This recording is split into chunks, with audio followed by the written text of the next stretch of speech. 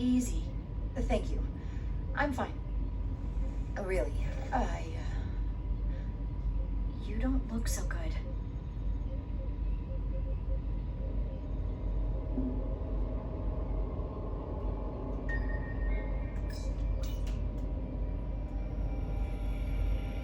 I have to get to sickbay. Go.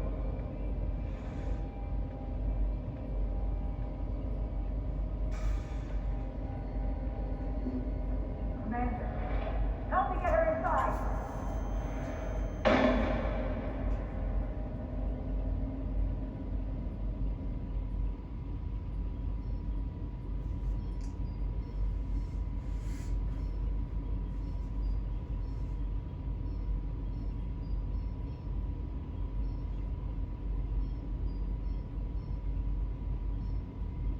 Well, that was quite a scare.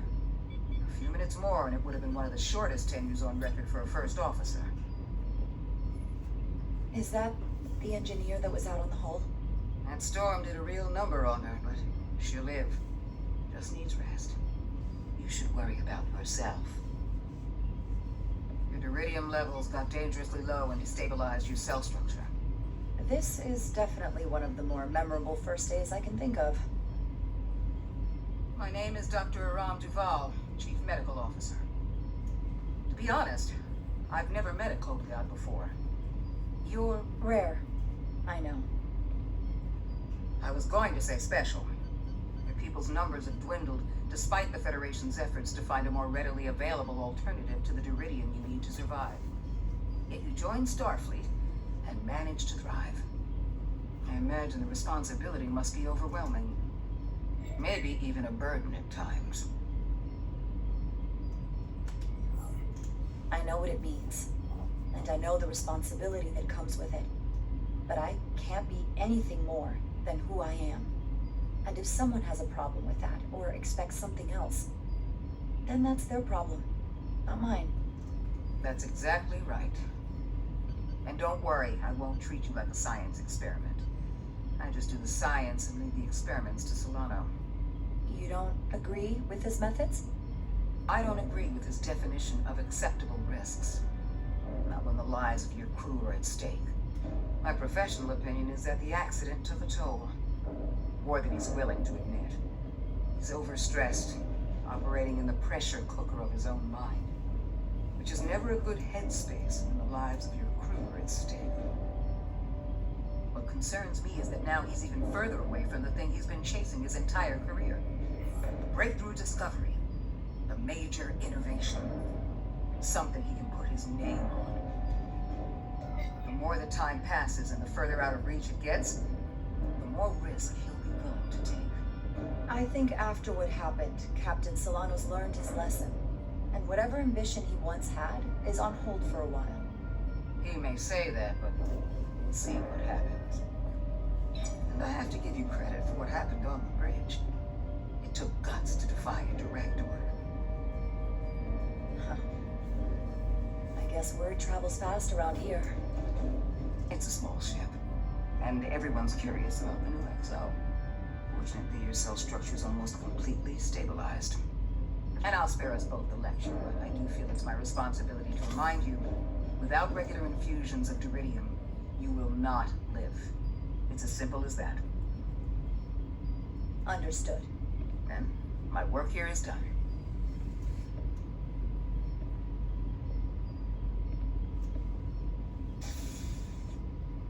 Lieutenant Bedrosian. I came to see if you were okay. We were all pretty worried on the bridge. No one knew what was happening. I'm feeling much better. Thank you. It's just part of who I am. You don't have to explain to me. I understand. I'm just glad you're okay. You trusted me earlier with the shields, and I appreciated that. I want you to know that I have your back. Thank you.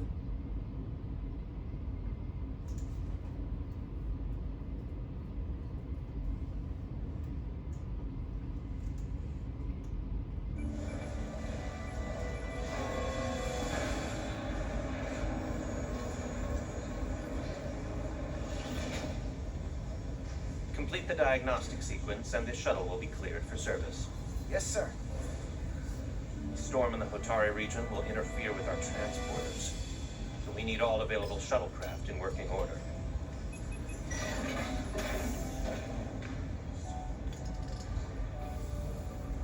Excuse me, Commander Trolloc. Petty Officer Maris, I will leave you to your work.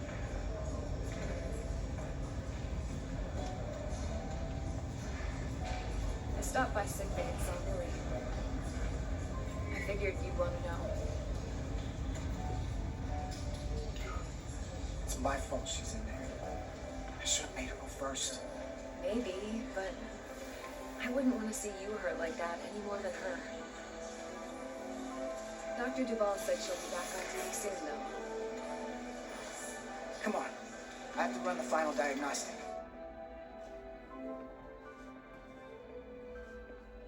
I can't stay long. I've got a long to-do list before we get to Hotari, and things are piling on faster than I can check them off. We're making all our last-minute checks and security, too. Tactical and security are short-staffed. We'll just have to take things as they come. Control what we can, and roll with the punches.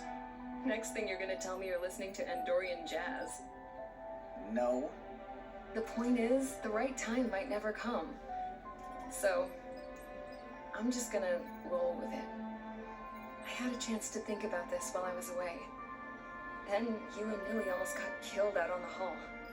And I thought it was important that I just come out and tell you.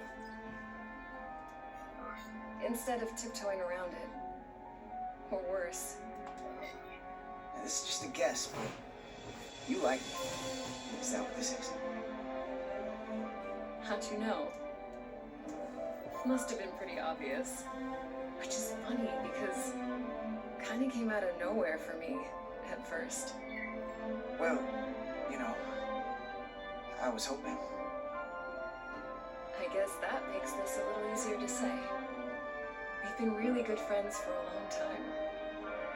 I want to see if there's more between us than just being friends.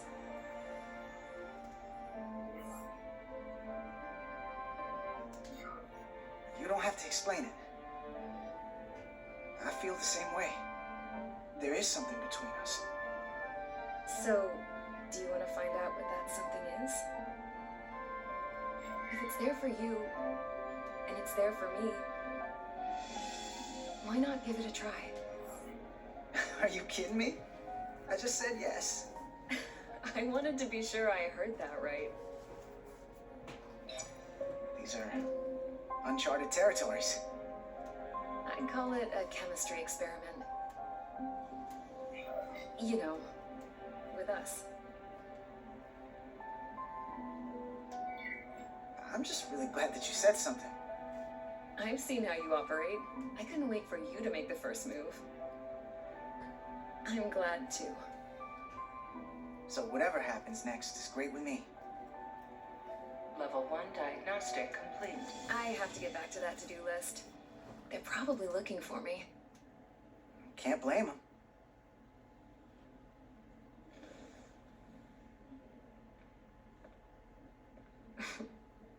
I'll be seeing you.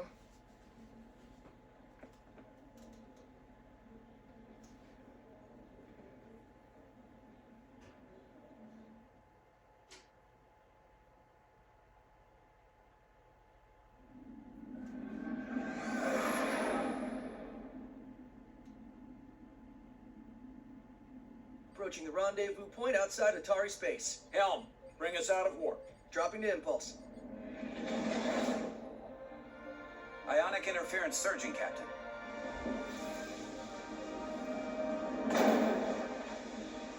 Shield integrity holding. We can take it. We are at the correct coordinates to meet the shuttle. Commander Rydek, find us our diplomat, if you will. Aye, Captain. Let's reduce the noise. Filter out environmental signals. I can manually tune what's left for Federation signal types.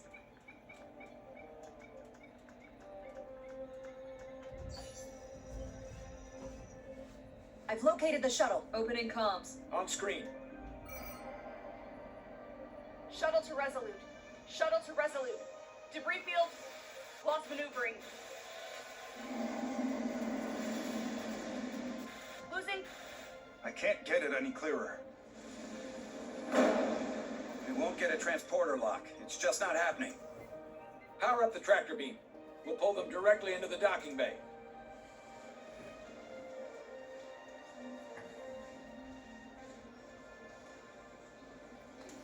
Diaz, you good to run the tractor emitter?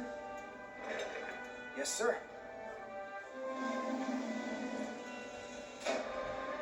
Come on, Diaz. First thing, lock onto the shuttle and stabilize the rotation.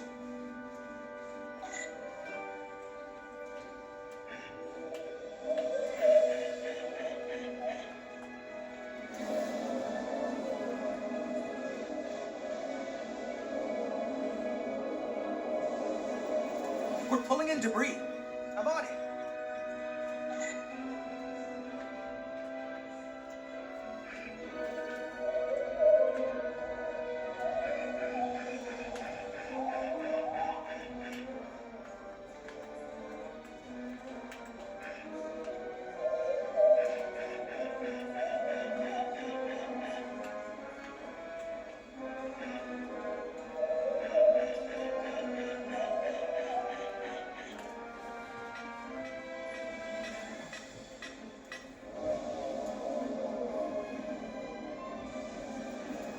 That's gonna take out the shuttle. Here's the bridge.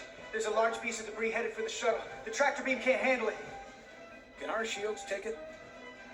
I believe so. Commander Ryder, plot an intercept course. On it.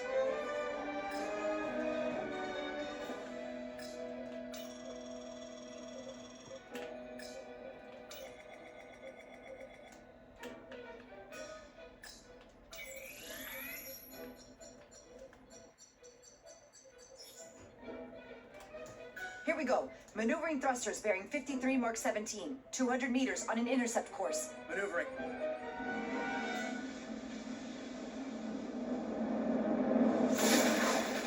Got it. Whoa! Someone's working hard on the bridge.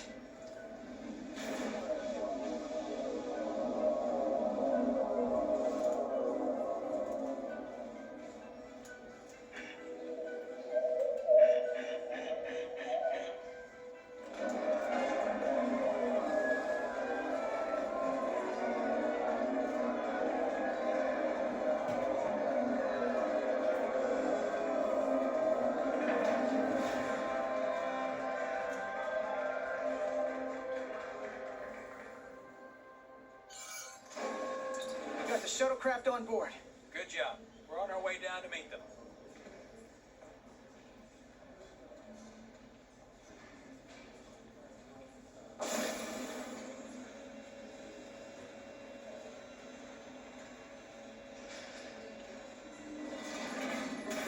Terra firma, so to speak.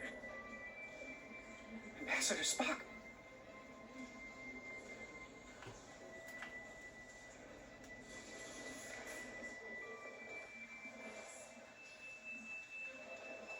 The captain will be right down to meet you, sir. In that case, I will wait for him here.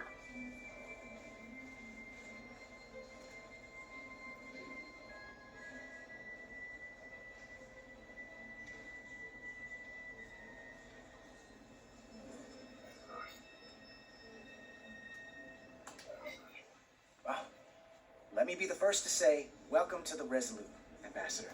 Thank you, Petty Officer. Carter? Carter Diaz. Sir. I am pleased to meet you, Petty Officer Carter Diaz. It appears I have you to thank for my safe arrival. Your assistance arrived not a moment too soon, if I may say so. All in a day's work, Ambassador. This is what I'm here for. Quite dutifully. We thought we were prepared for our arrival in Hotari space, but it is evident my craft was not sufficiently robust for such intense ionic activity. The storm has been pretty intense. there was an element that was most unusual. Before you came to our aid, our maneuvering thrusters and impulse engines were rendered inoperable. So we attempted a short traversal at warp speed, only to find that we could not achieve warp at all, even though our diagnostics computer showed no faults or anomalies. What do you make of that? All indications say that warp speed is possible, but in practice, we find it is not. Well, this storm is one of the strangest phenomena we've ever encountered. It's disrupted other systems. Who knows what it might do to a warp drive? Yes, it would seem further investigation is called for. Take readings, run some additional diagnostic checks, and we'll get to the bottom of this. Quite logical, Petty Officer Diaz. Thank you.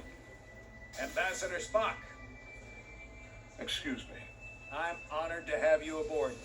I'd like to get right to it. We're already behind.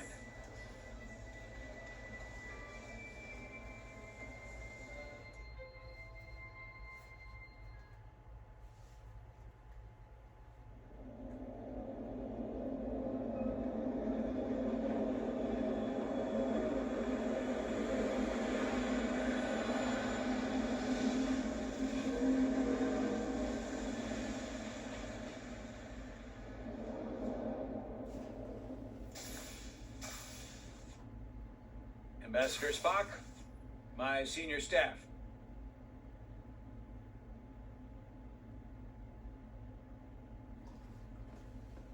It's not every day that a captain gets to welcome a Starfleet legend aboard. You flatter me, Captain Solano. But legend implies the past tense, whereas I am very much focused on our present circumstances. I didn't mean to suggest you were stuck in the past. You're right, Ambassador. Not the most diplomatic choice of words. We're all curious about the future, Ambassador. Specifically, what exactly are we getting involved in here? We got the basics from Starfleet. Two formerly peaceful neighbors are now on the brink of war. Indeed, and the tension between them grows fiercer by the hour.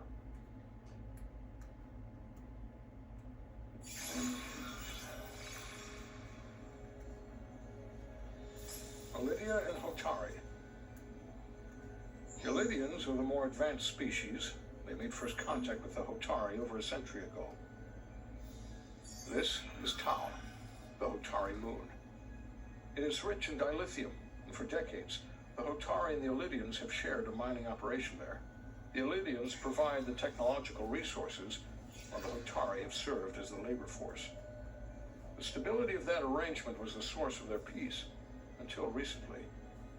The Hotari have suddenly and forcefully seized control of the mining operations and expelled the Lydians from their system. That is the official story, as told by the Hotari when they requested Federation mediation. But the details remain scant. Communications between all parties have been limited by the ionic interference. Have the Elydians retaliated against the Hotari? Or taken any action against them? Surprisingly, they have not yet responded in kind. They were open to a Federation presence, but it is unlikely the relatively primitive Hotari forces would stand a chance against the Elydian fleet in open war. Left unchecked, this conflict will result in more bloodshed, which is what we are here to prevent. And the dilithium trade hangs in the balance. Clearly, the Hotari have been exploited in this relationship. Maybe we can persuade them peace is the more profitable alternative for everyone. They both profited from the mines. And for the Hotari, something is better than nothing. Peace is our objective, after all. We can call it profitable or mutually beneficial, but at the end of the day, the Hotari are still being exploited for their own resources. True peace is not merely the absence of war.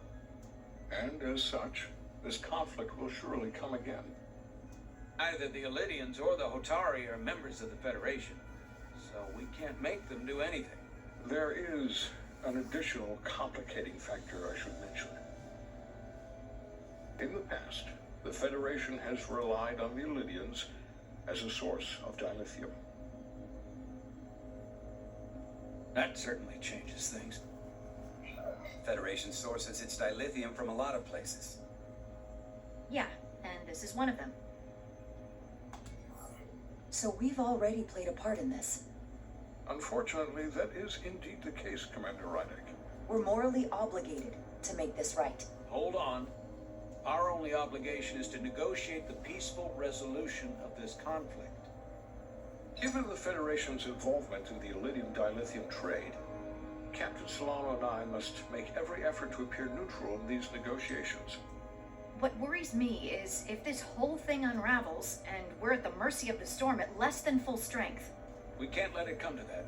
Considering what the ion storm has done to our ship and the Ambassador's shuttle, we have to assume the Illydian fleet has had problems with it as well. This recent surge in the energy disturbance temporarily levels the playing field. Commander Westbrook is correct. The energy anomalies around the Hotari systems have been noted in the past. But they have never been observed on the orders of magnitude we have seen in recent weeks. That may answer why the Hotari were able to strike back after so long. They finally had an opportunity and they took it. That would also explain the Illydians' restraint. And reason to learn as much about the energy anomaly as we can while we are here. We do not want to be caught at a disadvantage of our own. So I trust we understand our circumstances. We're operating on a strict timetable here, and we're going to be leaving for the negotiations shortly. Commander Westbrook, I want you to leverage our systems to investigate the anomaly from here while we're gone. Aye, Captain. Thank you all. Dismissed. I want to speak to both of you privately.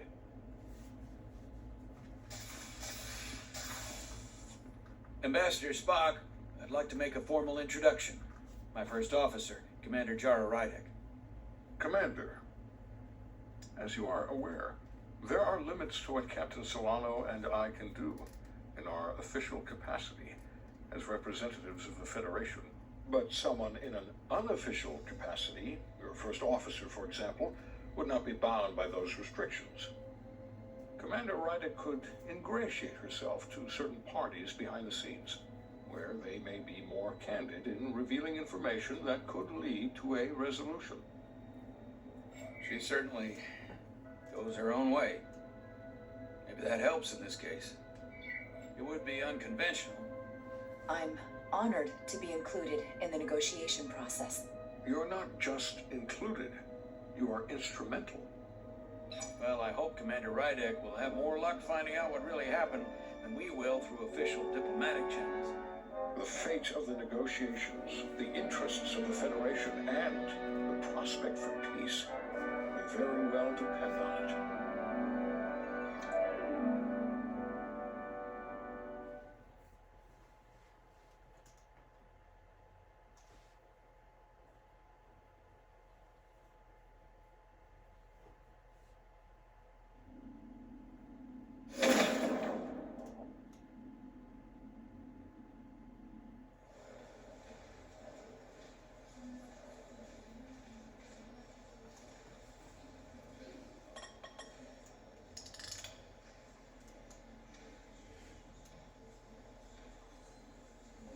Mr. Diaz, I understand you have already discussed the warp drive failure with Ambassador Spock.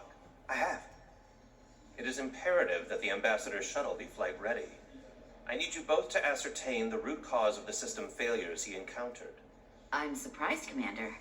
I thought you would have wanted to work on Ambassador Spock's shuttle yourself. I respect the Ambassador and his many accomplishments, but I do not derive any satisfaction from interacting with his shuttle as if it were somehow transubstantiated through its association with him.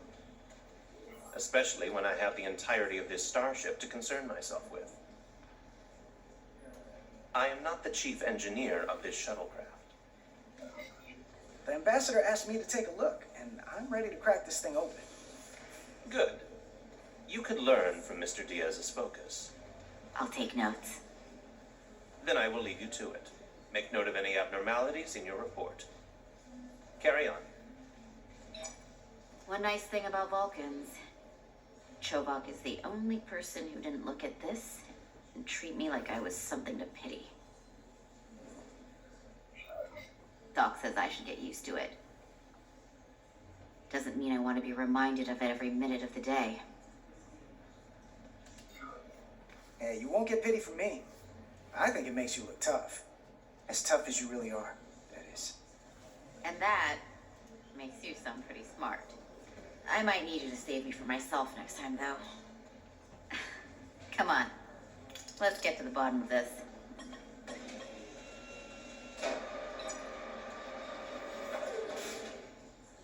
Ready to go? All set. Let's run the diagnostic.